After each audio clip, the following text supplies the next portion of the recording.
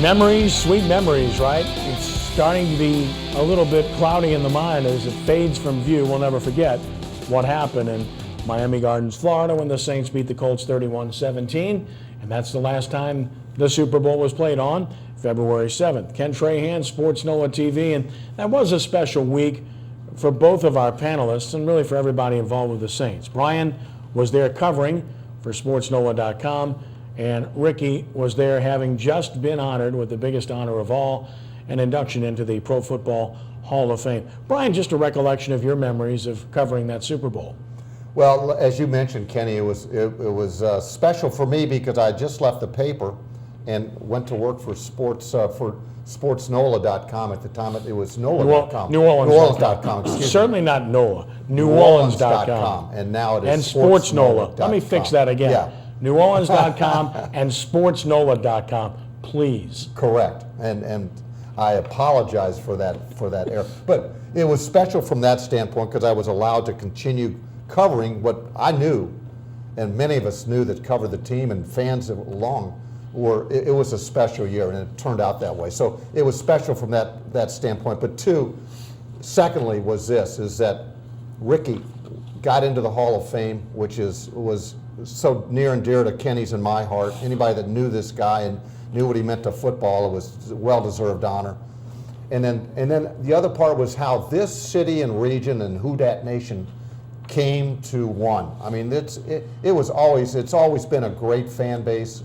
Certainly the last 20 years it's been a great fan base. Okay, they've had a lot to cheer about, but to see everybody come together, and then so many memories from the game itself, but inside Sun Life Stadium. Look, it might have been a neutral field, but there was nothing neutral about those stands. People said as high as 80% were for the Saints, and I believe that. And I just remember when Tracy Porter picked off Peyton Manning's pass and returned it for a clinching touchdown. Listen, the whole place erupted. The whole place erupted for Who Dat Nation, and it was incredible. Ricky, it was an even more special weekend for you because you were honored that weekend, induction into the Pro Football Hall of Fame. It made all of us extremely happy and frankly emotional to see it happen for you because of how much we appreciate you and care for you. And then, of course, you got a chance to be on the field, help with the coin flip, and watch your team do something that had never been done. It had to be very special for you. That was very special. I mean, being the first guy from the Saints to play a long time and get in the Hall of Fame, that was always special. And I had a lot of great teammates. And just looking back over all the teammates, and you get a chance to make something like that, and all those guys had a chance to enjoy it with me. Same thing with the media and stuff, and all my friends had a chance to enjoy it with me. But looking at the team, as I was looking out there, I just seemed like Saints had a defense. So I feel like we had a good chance to win in the ball game back then. And that's what they got to get back to. They got to get back to having a defense, something that can stop people, and then got the offense, got Drew Brees and make enough points. So that's what they got to get back to. As we look ahead, now we remember Ricky's special weekend, and it will be a special weekend for several gentlemen who will be elected to the Pro Football Hall of Fame this weekend. The list of finalists led by Morton Anderson, the great one, the great Dane, the great Saint. Here's your list: At Warner, Coriel Davis, Dungy, Faneca, Favre, Green, Harrison, Jacoby, James, Lynch, Owens, Pace, Warner. And then, of course, the Seniors Committee finalists include a couple of guys with Saints ties, Ken Stabler and Dick Stanfill, and then Eddie DeBartolo Jr. We are all of the same mind that Morton Anderson belongs in this Hall of Fame, and I'm hoping that this is the year. I know we all feel that way, not because we're hometown guys and homers per se, but because he deserves it. The longevity, nobody's had that. The all-time leader in points scored, maintaining that level of excellence for an extended period of time, those are great reasons. And for me, and I think all the gentlemen on that list are deserving of nomination, if not induction, ultimately, but I'd pick Brett Favre, Kevin Green, Marvin Harrison, Kurt Warner, and Eddie DeBartolo to go with Morton Anderson. And then, of course, one of the two senior members, either Stanfill or Stabler, will get in. But those are the guys I think, Brian, that should get in. Your thoughts? I'm pretty much in total agreement with you, Kenny. I would even add, I know that he's a polarizing player, is Terrell Owens. I know people have problems with him, but his numbers are indisputable in my opinion. He might be a guy, but everyone else you mentioned, I would definitely put Eddie DeBartolo in there. But you know what?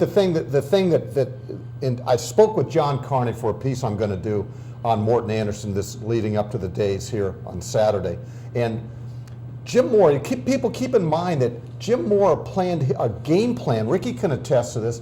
They planned game plans with Morton in mind. Great defense, keep a team under 17 points, don't do anything foolish, don't turn it over on offense, and allow Morton to kick points. If you win, it doesn't matter what score you win by, as long as you win. And you know, there's not many kickers that can be said that game plans are built for. You know, I mean, he was the best kicker that ever kicked the football, so he deserved to be in the Hall of Fame.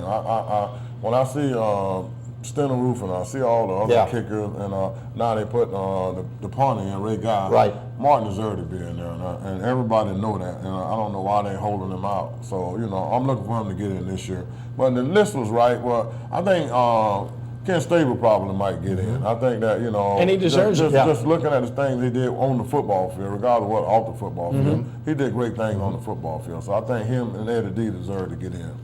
Yeah, and the other guys, Favre's a slam dunk. Yeah, Right? absolutely. Yeah. Kevin Green, he deserves it, Yes. Ricky. Well, You would appreciate what Green did because of what you did. Well, Green was right up there with me and LT, and you know, I mean, he did great things, and he was a bad boy. I give him credit, but Marvin Harris and your boy Terrell Owens, it'll be out of them two. One of them will go, both of them won't Oh, play. Harrison's significantly better than Owens. His numbers are much better. And Tony Dungy, you know, I mean, you know, he did a lot, but I think that, you know, it out of him and Kurt. So, you know, there's a lot of them, you know, that on the borderline. Yeah, I agree. But Martin really should go in. Yeah, and Alan Faneca, LSU guy. Right. And, of course, Orlando Pace was a really good one. Offensive lineman. Sure. Yeah, Joe Jacoby's another one, right? right? But, You know, it's tough. And Ricky, It's tough. you know, I had my doubts. I really did, just because I know the way these the guys speak in the room. When you get to be a finalist, okay, that's when you know that you're in the mustard. And it's difficult to get a majority support on these guys. You know what I mean? They have a certain sports writer who kind Absolutely. of tip those guys Yeah, on right. and get them kicking, you know, get Right. them running. As for the current Saints, just real quickly, we were beating our brains to figure out when the last time the Saints had an outstanding linebacker was and went to a Pro Bowl, was a true all-pro type. Now, they haven't had one under this regime, quite frankly. I think the last guy to go, Brian and I were talking about, was Kevin Mitchell under Jim Haslett. And then prior to that, you'd have to go to Mark Fields after the Dome Patrol. So it's been a while. Ricky, why can't they get this position right? Why can't they get it better? It's been hard watching the lack of skilled linebackers over the years. Well, I mean, you know, I don't think they've been paying that position much attention. I mean, outside pass rusher, you can see what Denver's doing with it. I mean, you can see that is the key to the game, making sure that somebody come around the corner. And you need somebody with some speed and stuff. We really haven't addressed that here for the defensive pass rush. I think that they've got two young guys that have shown potential in Kakaha and Anthony. I'm just saying they're guys that for the first time I'm interested in watching them progress. Well, Anthony not a pass rush. No. I know, but it's Inside guy. just as Just far a as linebacker linebackers position. in general. And Kakaha, I don't think he's fast enough. I mean, coming off the corner, you got to can really get around that corner to get around those big guys. I don't see him having that kind of speed. You think he's more of a put-a-hand-down guy? Well, put a hand guy on the guy. Yeah. Or either I put him in middle linebacker, I put him right there beside Anthony and try him there, you know, and see how he work out there. I mean, the position can be changed. Usually got the whole offseason to put him there, him and Anthony side by side, and see what they can do together. And that's the way I would take him and put him. Well, this is where a good defensive coordinator can build a scheme around players as opposed to plug players into schemes. And we'll see if Dennis Allen can do this, Kenny. It will be fun to see if they can find some solutions to this and to watch the youngsters and how they progress in their second season in the league. It's time now for our sportsNOLA.com trivia question of the evening. New Orleans native Peyton Manning, Brian's favorite player, will start at quarterback for the Broncos in Super Bowl 50. Brandon Whedon is not starting in this game. How many times has a Louisiana native been the starting quarterback in the Super Bowl? A Louisiana native. Think about it. It's a good question. We'll have the answer when we return with our Hot Seat segment about high school athletics in Louisiana on Sports NOLA TV.